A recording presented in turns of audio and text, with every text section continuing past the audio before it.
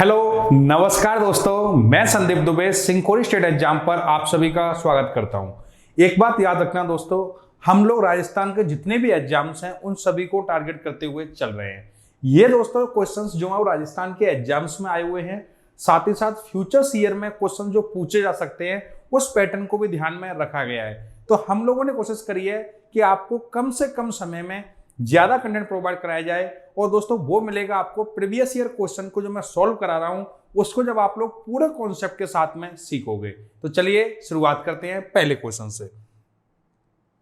पहला क्वेश्चन आपके सामने है, संख्या दी हुई है, इसमें 3, 4, 5 के स्थानीय मानों के बारे में पूछा गया है। सबसे पहले आप लोगों को स्थानीय मानों के बारे में पता होना चाहिए कि स्थानीय मान होते क्या हैं। अगर मैं आपसे बोलूं कि स्थानीय मान की बात करी जा रही है, जैसे कि 30, 305 में अगर मैं पूछना चाह रहा हूं आपसे कि 5 का स्थानीय मान क्या होगा, तो आप बोलेंगे सर 5 का स्थानीय मान तो 5 होगा, लेकिन अगर मैं 3 का स्थानीय मान पूछूंगा तो 3 और सर इसके बाद जितने डिजिट हैं उतनी जीरो, मतलब 2 जीरो। अगर मैं आपसे पूछना चाहूं, जैसे कि नंबर दिया गया है 67645, यहां पे अगर मैं आपसे पूछूं क्या 7 का स्थानीय मान क्या होगा, तो आप लोग बोलेंगे सर 7, इसके बाद में कितनी जीरो, कितने नंबर्स हैं, तो नंबर 645, 3 नंबर हैं तो 3 जीरो आएंगे और ये हो जाएगा 0 0।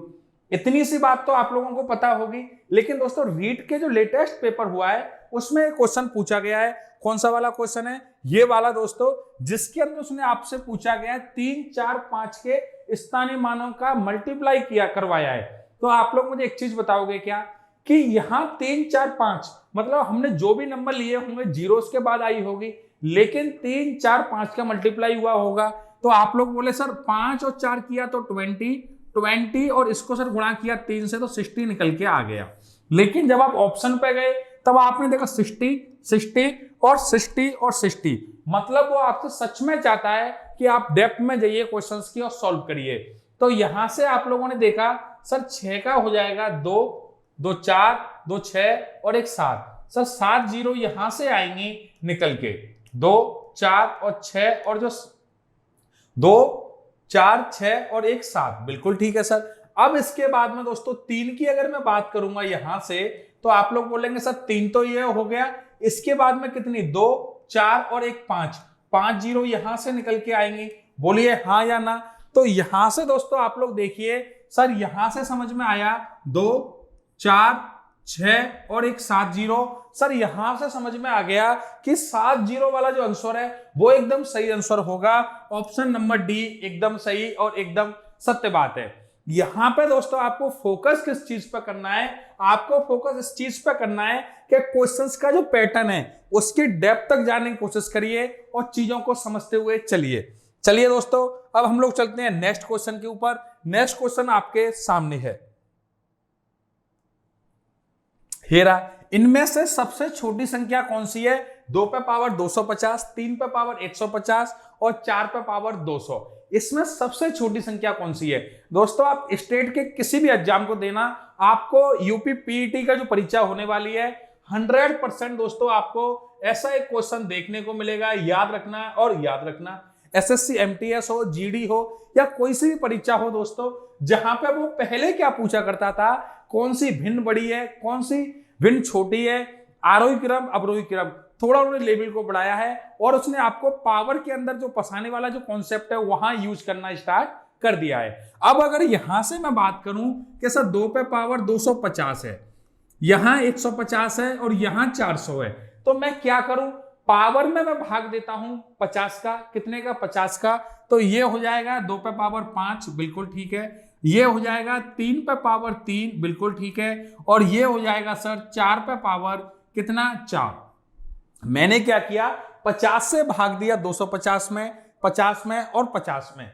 अब यहां पे जब 250 में भाग दूंगा 50 का तो 5 निकल के आया, 150 में दूंगा तो 3 निकल के आया, और जब दोस्तों मैं 200 में दूंगा यहां पे तो 4 निकल के आया।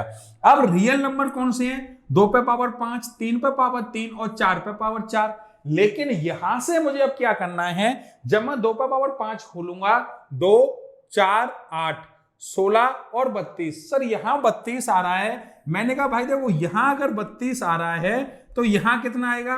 3 गुणा 3 9, 9 इंटू में 3 करेंगे तो 27। सर यहां से एक चीज क्लियर हो गई कि 32 से तो 27 बड़ा है, इससे तो हमें कोई फर्क नहीं पड़ता। यहां कंपेयर करेंगे तो 4 पे पावर 4, तो 4 पे पावर 3 करेंगे तो 64 निकल के आ जाएगा। सर ये तो 256 256 निकल के आ गया। तो सबसे छोटा जो नंबर है भाई वो 3 पे पावर 3, और 3 पे पावर 3 बोलो तो 3 पे पावर 150, तो निकल के आएगा ऑप्शन नंबर सी। बोलिए हाँ या ना। आसान क्वेश्चन था, लेकिन दोस्तों इसमें आप लोग जब पावर की नॉलेज नहीं होती ना, तब ऐसे लगता है कि सर ये सवाल तो हमें एकदम टिपिकल सा एग्जाम के अंदर आ गया और हम इसको कैसे कर पाएंगे। चलिए नेक्स्ट क्वेश्चन पर लेके चलते हैं। अगला क्वेश्चन क्या कह रहा है, कोई साधारण ब्याज द्वारा किसी दर से 3 वर्ष में स्वयं की 7/6 गुना हो जाती है। तो ब्याज की वार्षिक दर बताइए। कोई भी राशि जो है वो सिंपल इंटरेस्ट पर ब्याज पर दी गई, और वो क्या होती है राशि 3 वर्ष के बाद में अपनी 7/6 गुना हो जाती है। इसका मतलब आप लोग एक चीज समझ पाए क्या, कौन सी वाली बात, कि सर 7/6 जो हुई है वो राशि हुई है। आपको एक चीज पता होनी चाहिए कि प्रिंसिपल और अमाउंट यहां से समझ में आएगा आपके। मैं क्या समझा रहा हूं कि सर जो प्रिंसिपल जो है वो उसका अमाउंट, जो अभी जो अमाउंट है, सबसे पहले प्रिंसिपल और अमाउंट को समझते हैं। तो जो प्रिंसिपल होता है, मूलधन जो होता है दोस्तों, वो वह राशि होती है जो ब्याज पर दी गई है। अमाउंट क्या होता है, एक निश्चित समय के बाद में, एक निश्चित समय के बाद जो ब्याज होती है वो प्लस का मूलधन दोनों को मिला दिया जाता है तो वो निकल के आता है मिश्रधन, और उसी को हम लोग बोलते हैं अमाउंट।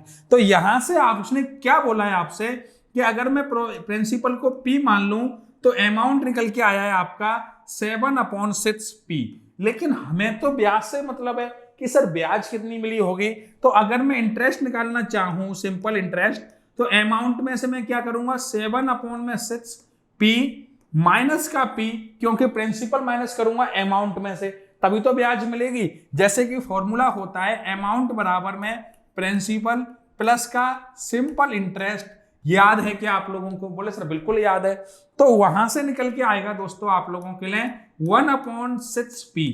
ये ब्याज हमें मिली, जो भी प्रिंसिपल था सर उसका 1/6 ब्याज मिली। अब एक फॉर्मूला होता है SI बराबर में PRT अपॉन में 100। तो यहां से आप लोग एक चीज समझ पाए कि सर SI बराबर में PRT अपॉन में 100 ये फॉर्मूला होता है। तो यहां से मैं इस फॉर्मूले को यहां लगाता हूं। देखिए तो ब्याज कितना है मेरा, सर ब्याज है P अपॉन में 6, प्रिंसिपल कितना था P, और सर रेट हम लोगों से पूछी गई है, समय जो है वो सर 3 साल है, अपॉन में हो जाएगा 100। तो देखिए P से P गया। अब क्या करना है हम लोगों को, सर R बराबर निकल के आ जाएगा, क्या निकल के आएगा कि सर 36 18, तो 100 अपॉन में 18, तो 50/9 निकल के आ गया, क्या 50/9%। लेकिन उसने एग्जामिनर ने क्या किया है कि ऑप्शन जो आपको दिए गए हैं वो ऑप्शन उसने आप लोगों के लिए थोड़ा सा प्रॉब्लम करने की कोशिश करी है, और इन ऑप्शंस को उसने, एक मिनट दोस्तों, एक मिनट,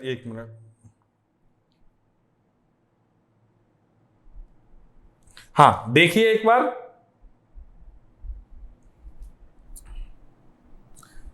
चलिए अब यहां से आप लोग समझ पाए कि सर उसने निकाल के आया 50/9। यहां से अगर मैं लिखूं तो 5 सही, 5/9%, जो कि आप लोगों का ऑप्शन नंबर ए एकदम ठीक है। बताइए क्वेश्चन आपके समझ में आ रहे हैं क्या? इन क्वेश्चंस को जब आप लोग दोस्तों पीडीएफ मिल जाएगी सिंको स्टेट एग्जाम पर, उस पीडीएफ को बार बार सॉल्व करना है। कम से कम दोस्तों इन पीडीएफ को आप लोग 2 बार सॉल्व करिए, और आप खुद देखोगे कि आप कोई भी मॉक लगाना, प्रीवियस ईयर के क्वेश्चंस लगाना, आपकी जो क्लियरिटी है ना माइंड के अंदर वो एकदम आने लग जाएगी। चलिए दोस्तों अगला सवाल आपके सामने है, ये रहा क्वेश्चन, देखिए और सॉल्व करिए। सिंप्लीफिकेशन का क्वेश्चन दोस्तों मैंने आपको एमटीएस की शिफ्ट भी कराई है, या आप जिस भी एग्जाम की तैयारी कर रहे हो, सिंप्लीफिकेशन का क्वेश्चन आना है एग्जाम के अंदर। और इसमें दोस्तों एक ही चीज इंपॉर्टेंट है, वो है बोर्ड मास। सर बोर्ड मास अगर आप लोगों पे आता है तो क्वेश्चन दोस्तों आसानी से सॉल्व कर लोगे। यहां पे आपको 90% जो क्वेश्चन है वो बोर्ड मास से मिलने वाला है। बचे हुए 10% क्वेश्चंस दोस्तों वो अलजेब्रिक जो सम होते हैं उनको यूज करता है, और उन पे हम लोग बहुत अच्छे से काम कर चुके हैं जुनून सीरीज के अंदर, और आगे भी करने वाले हैं। एल्जेब्रिक वाले जो क्वेश्चंस होते हैं दोस्तों वो ट्रिकी क्वेश्चंस होते हैं, उनका सॉल्यूशन आप लोग एक बार जुनून सीरीज को देखिए, फिर मैं आपको और करा दूंगा दोस्तों। उसकी 100 क्वेश्चन से ज्यादा नहीं बन सकते, लेकिन जो बोर्ड मार्क्स से 90% क्वेश्चन आते हैं उनको आप लोग सोल्व करने की कोशिश करिए। चलिए पहले हम लोग क्वेश्चंस को देखते हैं। ये क्वेश्चन दोस्तों आपके सामने है, देखिए कि द वैल्यू ऑफ, इतनी की वैल्यू आप लोगों से पूछी गई है। सबसे पहले हम लोग ब्रैकेट सॉल्व करेंगे, ब्रैकेट यहां पे है नहीं, अब क्या सॉल्व करेंगे ऑफ। तो देखिए सर 40 बिल्कुल ठीक है, माइनस का 4 से इसको काटेंगे 8 बार, तो 40 माइनस का 8 थी 24, अब अपॉन में लिया हम लोगों ने। देखिए 37 को 37 लिखिए, माइनस का 3/4 बिल्कुल ठीक है, ऑफ में लेंगे हम लोग, इंटू कर देंगे, 34 में से 6 गया तो 28, और ये निकल के आ गया ऑफ 28। आप लोगों को एक चीज पता है क्या कि ऑफ जो है वो मल्टीप्लाई की तरह ही कार्य करता है, बस मल्टीप्लाई से पहले इसको इज्जत देनी पड़ती है, इतनी सी बात याद रखना। जैसे कि यहां पे लिखा हुआ है ऑफ, बिल्कुल ठीक है सर। तो 4 से काटेंगे तो ये 7 बार, ये निकल के आ गया सर, ऊपर तो 16 है, बिल्कुल ठीक है, 37 में से 21 गए तो नीचे भी 16 बचा, और निकल के आ गया 1, एक निकल के आ गया ऑप्शन नंबर ए। दोस्तों आसान सवाल है, लेकिन आप लोग एक बार अप्रोच सीखिए कि हमें कैसे क्वेश्चंस को कम समय में करना है। जैसे बोर्ड मार्क्स का क्वेश्चन है, जब भी आप स्क्रीन से देखो क्वेश्चन को, तो कोशिश किया करो कि स्क्रीन से जब आप लोग पेपर पर सॉल्व कर रहे हो एटलीस्ट एक स्टेप तो आप लोग बचा सको वहां पे, जैसे मैंने आप लोगों के सामने यहाँ पे किया है। चलिए भाई अगला क्वेश्चन आप लोगों के सामने है, सॉल्व करिए। किसी विद्यालय में बॉयज और गर्ल्स की संख्या का अनुपात 8 और 12 है। यदि 50% बॉयज और 25% गर्ल्स को अध्ययन के लिए छात्रवृत्ति मिल रही है, तो छात्रवृत्ति ना पाने वाले छात्रों का परसेंट कितना है। अब आप लोग बोलेंगे सर यहाँ कोई नंबर्स नहीं दिया गया, लेकिन रेशियो दोस्तों आप लोग देखना एक बार जाके, मैंने रेशियो पूरा पढ़ाया हुआ है इसी चैनल पे। जब आप लोग रेशियो देखोगे तो आपको एक चीज समझ में आएगी कि मैंने क्या बोला था कि 8:12 का मतलब है कि कोई भी नंबर है जो 8 के अनुपात में बढ़ रहा है, 8 का फैक्टर है, उसी नंबर का गुणा 8 में किया गया है, उसी का 12 में किया गया है। हो सकता है ये नंबर 80 और 120 हो, 800 और 1200 हो, या फिर सर ये नंबर 8000 और 12000 हो, कुछ भी हो सकते हैं, लेकिन किसी भी एक नंबर से मल्टीप्लाई दोनों संख्या में किया गया है। तो आप लोग देखोगे सर यहां से अगर मैं कैलकुलेशन को आसान करता हूं तो बॉयज की संख्या 80 मान लूं और गर्ल्स की संख्या 120 मान लूं, कोई प्रॉब्लम? भाई प्रॉब्लम तो होनी नहीं चाहिए। अब एक चीज बताना, 50% बॉयज को स्कॉलरशिप मिली तो कितनों को नहीं मिली, नॉट मतलब किसको नहीं मिली, तो आप लोग बोलेंगे सर यहां पे 40 को नहीं मिली, 40 को स्कॉलरशिप, नॉट स्कॉलरशिप वाले बच्चे 40 थे। अब गर्ल्स में कितने हैं, तो आप लोग बोलेंगे सर गर्ल्स में 25% को मिली थी, 75% को नहीं मिली। अगर 75% को नहीं मिली तो 25 या 3/4, इसकी फ्रैक्शन वैल्यू पता है क्या? बोले सर इसकी फ्रैक्शन वैल्यू हमें पता है। अगर पता है 75% की फ्रैक्शन वैल्यू 3/4 होती है, तो हम लोग 120 का यहां लिखेंगे, नॉट स्कॉलरशिप तो 3/4 करेंगे तो 90। सर 40 ये और 90 ये, 130 विद्यार्थियों को स्कॉलरशिप नहीं मिली। कितनों को नहीं मिली? 130 को। टोटल विद्यार्थी कितने थे सर? 80 ये है, 120 ये है, 200 में से 130 को नहीं मिली, इनटू में करेंगे दोस्तों 100, 2 जीरो से 2 जीरो गए, निकल के आ गया 65%। देखिए क्वेश्चन की लैंग्वेज दोस्तों आप लोग पूरा मत, क्वेश्चन की जब आप लोग लैंग्वेज देखोगे तो आपको ऐसे लगेगा सर ये क्वेश्चन चाह क्या रहा है, लेकिन असल में दोस्तों क्वेश्चन आपसे मेहनत नहीं करवाना चाह रहा, वो आपकी स्मार्टनेस चेक करना चाह रहा है, जो दोस्तों आप लोगों ने देख ली। पहले कुछ लोग क्या करते हैं कि यहाँ पे बॉयज और गर्ल्स का नंबर मानने में प्रॉब्लम करते हैं, फिर उसको एलिमिनेट नहीं कर पाते कि किसको कितना मतलब इसको सिर्फ मिली है, उसके बाद उसको माइनस करना है। इतनी मेहनत करेंगे दोस्तों हम लोग तो फिर तो क्या मतलब, नौकरी तो चाहिए, नौकरी तो हम लोग कम मेहनत करके भी ले सकते हैं, स्मार्टनेस से ले सकते हैं। गवर्नमेंट भी चाहती है कि स्मार्ट कर्मचारी मिले जो अपना व्हाट्सएप फेसबुक के साथ साथ ऑफिस का काम भी कर लें। ऐसे नहीं जैसे कि कुछ बैंकों में आजकल होने लग गया ना, लंच टाइम चल रहा है, वो बहाना नहीं आप लोगों को बनाना पड़े।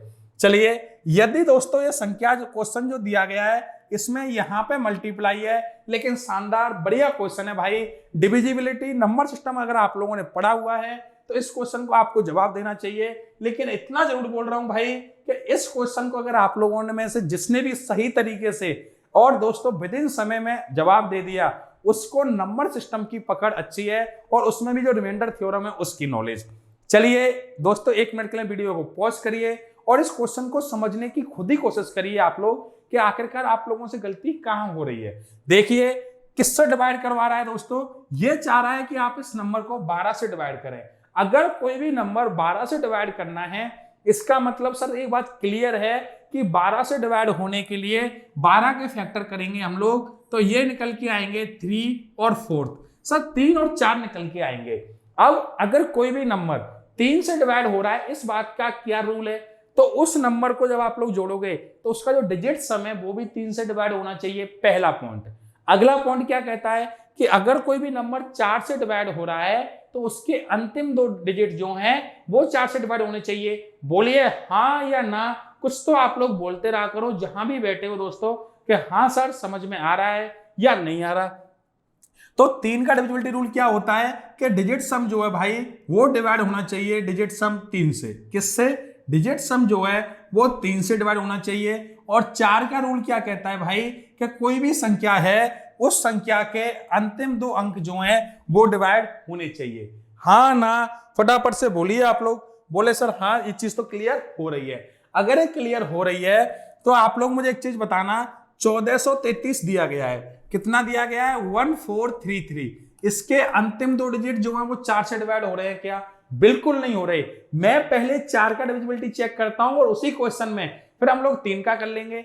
तो अब मैं क्या करूं? आप लोग बोले सर कुछ मत करिए, इसको आप 32 कर सकते हो। मैंने कहा कोई दिक्कत नहीं।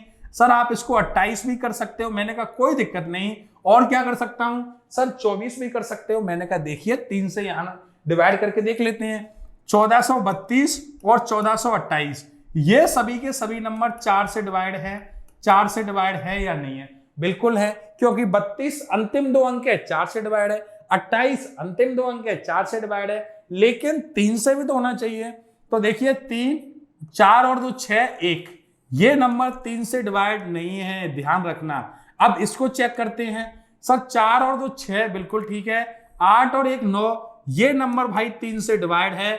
मतलब 1428 अगर होता तो वो 12 से डिवाइड होता, लेकिन यहां नंबर दिया गया है 1433।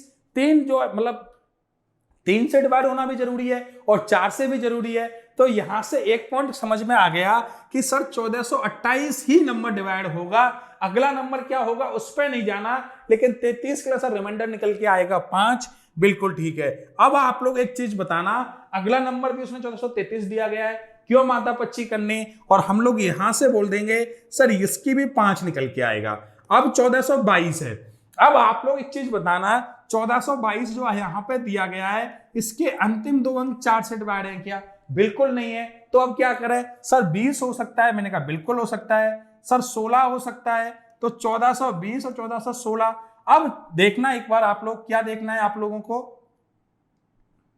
यहां पे आप लोग एक चीज देख पाओगे कि सर 4 और 2 6 और 1 7, ये नंबर 3 से डिवाइड नहीं है लेकिन 4 से डिवाइड है। हाँ या ना? बिल्कुल ठीक है। लेकिन अगला जो नंबर है 1416, यहां से एक चीज तो क्लियर है कि सर 16 जो है वो 4 से डिवाइड है, लेकिन 4 और 1 6 10 और 2 12। सर ये नंबर 3 से भी डिवाइड है, ये नंबर 4 से भी डिवाइड है, तो इसका मतलब ये नंबर 12 से भी डिवाइड है।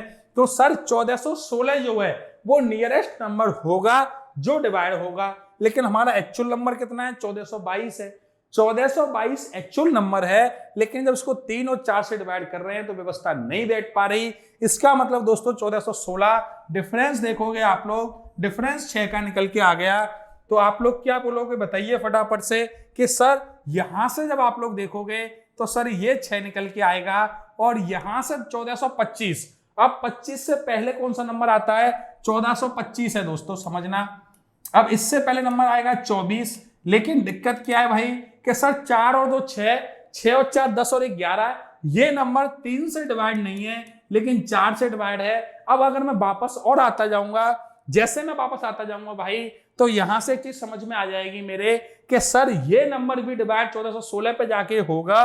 तो निकल के क्या आएगा भाई? निकल के आ जाएगा दोस्तों आप लोगों के लिए 9। तो यहां से 5 गुणा 5, 6 गुणा 9, तो 25 गुणा में 9 छक्के 54, अपॉन में करोगे भाई 12। तो यहां से क्या निकलेगा सर, 12 का 1 यहां से निकल के आ गया, 12 चौक 48, 6 यहां से। तो दोस्तों रिमाइंडर जो है, शेषफल जो है वो ऑप्शन नंबर डी 6 आपके सामने आया। क्वेश्चन दोस्तों थोड़ा छोटा हो गया है, नया बोर्ड है, तो जूम इन जूम आउट में थोड़ा सा कंफ्यूजन हो रहा है, लेकिन कॉन्सेप्ट और क्वेश्चन की क्लियरिटी सब आपके सामने एकदम क्लियर हो रहे हैं दोस्तों। बस इन क्वेश्चंस को आप लोग स्पीड से लगाते हुए चलना। चलिए भाई अगला सवाल आप लोग फटाफट से देखिए। ये क्वेश्चन दोस्तों आपको बहुत कुछ सिखाएगा। जिन लोगों ने रेशियो मेरा पूरा पढ़ रखा है, इसी चैनल पर दोस्तों 12 वीडियो के आसपास आपको मिलेंगे।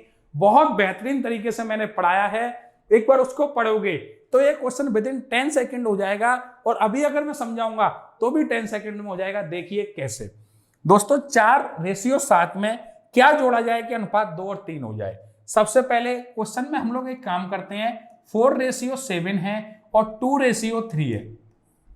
तो आप लोगों को एक चीज बहुत बढ़िया कॉन्सेप्ट बता रहा हूं, ध्यान देना कि इन दोनों का डिफरेंस कितना है। सर इनका डिफरेंस 3 का है और इनका डिफरेंस 1 का है। तो 1 का गुणा मैं यहां करूंगा तो 4 रेशियो में 7, 3 का गुणा यहां करूंगा तो 6 रेशियो में 9। अब दोनों संख्याओं में क्या जोड़ा गया है, +2। क्या जोड़ा गया है भाई, +2। मतलब क्लियर है, ऑप्शन नंबर सी एकदम ठीक है। बताइए हाँ या ना। ये सारे के सारे क्वेश्चन दोस्तों उत्तर प्रदेश, राजस्थान, मध्य प्रदेश, बिहार और दोस्तों जितने भी एग्जाम्स होते हैं, डीएसएसबी, एमटीएस, जीडी, इन सभी एग्जाम्स का मैंने निचोड़ निकाल के आपके सामने लेके आया हूं। और दोस्तों ये जो सीरीज है इसको आप लोग थोड़ा सा आप लोग शेयर वगैरह करिए, क्योंकि यहां से दोस्तों आपको काफी कॉन्सेप्ट की क्लियरिटी मिलेगी। और जिन लोगों ने एक बार कहीं से भी पढ़ रखा है वो लोग दोस्तों एकदम जो फिनिशिंग पॉइंट होता है वो इससे शानदार तो आप लोगों के लिए कुछ भी नहीं हो सकता। चलिए अगले क्वेश्चन पे आते हैं। अगला क्वेश्चन आपके सामने है, सिर्फ आपको पॉइंटों में कंफ्यूज किया गया है। आप लोग देखिए और फटाफट से आप लोग इसको सॉल्व करने की कोशिश करिए।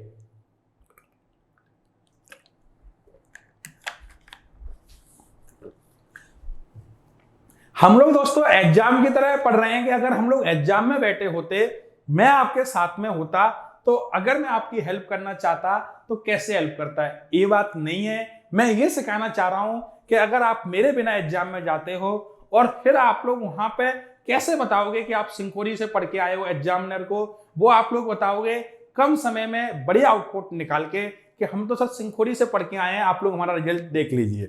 चलिए देखते हैं 0.4, 0.16 और 24। अभी मैं पॉइंटों की बात बिल्कुल भी नहीं करने वाला, मैं आपसे बात करने वाला हूं 4, 16 और भाई 24। इसके अगर मैं दोस्तों बात करूं 4, 16, 24 की, इसीलिए मैं बोलता हूं अपनी दोनों आंखें खोल के ऑप्शन पे एक बार मान लिया करो। प्रीवियस ईयर का एग्जामिनर कितना स्मार्ट बन जाए, आपसे ज्यादा स्मार्ट कभी नहीं हो सकता। 4, 16, 24। सर 4 और 16 का एलसीएम तो 16 आ जाएगा, लेकिन 16 और 24 का क्या आएगा? क्या सर 24 में एलसीएम ले लूं, 4 से हो जाएगा, 24 से हो जाएगा, 16 दिक्कत करेगा। तो मुझे क्या करना पड़ेगा, इन सभी का जो एलसीएम है भाई वो मिलेगा 48। बोलिए हाँ या ना। अब मैं पॉइंटों में क्यों चक्कर में पढ़ूं, जब मुझे एक चीज पता चल चुकी है। कौन सी वाली बात पता चल चुकी है कि सर ऑप्शन 24, 36, 24 और 48 के ऑप्शन नंबर ए एकदम ठीक है। अगर ये 4.8 की जगह पे यहाँ पे और भी एक्सपेरिमेंट करता, जैसे 0.48 करता, 48 पॉइंट कुछ करता, तब हम लोगों को पैनिक होना था। अभी तो बिल्कुल पैनिक नहीं होना, यहां से सॉल्यूशन निकाल लिया और हम लोग आगे पहुंच जाएंगे। चलिए भाई अगला सवाल आप लोग देखिए, एक बढ़िया क्वेश्चन है दोस्तों, फटाफट से पढ़िए और सॉल्व करने की कोशिश करना। ये क्वेश्चंस दोस्तों आपको एग्जाम के अंदर मिलेंगे, लेकिन इसकी ट्रिक मैं आपको समझा भी दूंगा। काफी ट्रिक्स होती हैं, लेकिन जब आपको लगता है कि सर सामने रसमलाई पड़ी हुई है तो मैं सोचा नहीं जाता, सीधा खाया जाता है। शुगर वुगर जो होगी वो बाद में देखी जाएगी। क्वेश्चंस के अंदर वैल्यू सभी आसान है, क्यों हमें शॉर्ट ट्रिक में पढ़ना, आसानी से हम लोग क्वेश्चन को सॉल्व कर लेंगे। एक व्यक्ति 50 किलोमीटर पर घंटे की गति वाली रेलगाड़ी द्वारा एक निश्चित दूरी तय करता है तथा वही दूरी वह वापसी में 5 किलोमीटर घंटे की गति से पैदल चलकर तय करता है। आपकी गर्लफ्रेंड ने बोला आपको आप घर पे आ जाइए, आप बड़ी स्पीड से घर पे गए क्योंकि आपकी गर्लफ्रेंड ने आपके घर पे बुलाया है। जैसे ही आप मिलके आए फिर आपको लगा अरे यार प्रॉब्लम हो गई, उससे मिलके आए, अब आपको उसकी याद आ रही है, तो आपकी जो स्पीड है वो जाने की तो बहुत ज्यादा थी, लेकिन जो आने की स्पीड थी वो 5 किलोमीटर थी। तो आप लोग मुझे इतनी सी बात बताओगे क्या कि आपके और आपकी गर्लफ्रेंड की जो घर की दूरी है वो सेम ही होगी क्या, आते टाइम भी और जाते टाइम भी? बोले सर बिल्कुल सेम होगी। तो अगर दूरी सेम होगी तो इसको बोलूंगा मैं डिस्टेंस डी। और डी डिस्टेंस जब आप गए कैसे थे, तो आप लोग गए थे 50 की स्पीड से। हाँ सर, टाइम का फॉर्मूला क्या होता है, डिस्टेंस अपॉन में स्पीड। हाँ सर, डिस्टेंस अपॉन में स्पीड। डी डिस्टेंस गया था मैं 50 की स्पीड से, लेकिन मिलने के बाद जैसे ही वापस आया उसने पता नहीं सर ऐसी क्या बात बोल दी आपसे कि आपकी स्पीड 50 से घट के सीधे 5 पे आ गई, और आप जो है डी दूरी जो है वो आप चल के आए 5 किलोमीटर पर घंटे की स्पीड से। लेकिन जाने में और आने में आपको जो समय लगा वो लगा 5 घंटे 30 मिनट का। अब आप में से कुछ लोग ज्यादा समझदार होंगे, वो बोलेंगे सर वहां रुकने का समय बताइए। तो दोस्तों वहां रुकने का समय तो था ही नहीं। आप गए, जैसे ही आप उसके घर के सामने पहुंचे आपकी गर्लफ्रेंड का फोन आ गया, बोले अब मत आओ, घर पे तो मम्मी पापा आ चुके हैं, अब आपको वापस आना पड़ रहा है, इसीलिए आपकी स्पीड कम हो गई। तो आपके आने और जाने का समय, रुके तो थे ही नहीं आप, रुकने की बात तो क्यों कर रहे हो बताओ। तो 5 घंटे 30 मिनट ये निकल के आएगा दोस्तों 11/2 आवर। 11/2 आवर 5.5 घंटे, ये भी 5.5 घंटे हैं। तो यहां से निकल के क्या आया सर, 11/2 घंटे ये समय निकल के आ गया। मैंने क्वेश्चन को सिंगल लाइन में सॉल्व करने की अप्रोच आपको समझाई। तो सर यहां से डी कॉमन लिया तो 11/50 बराबर में निकल के आ गया सर 11/2। 11 से 11 कट गया तो डिस्टेंस हो गई सर 25 किलोमीटर की। सर 25 किलोमीटर की डिस्टेंस है, जो कि आप लोगों ने ऑप्शन नंबर बी को देख लिया। ऑप्शन नंबर बी में दोस्तों आपके सामने दी गई है 25 किलोमीटर की डिस्टेंस है।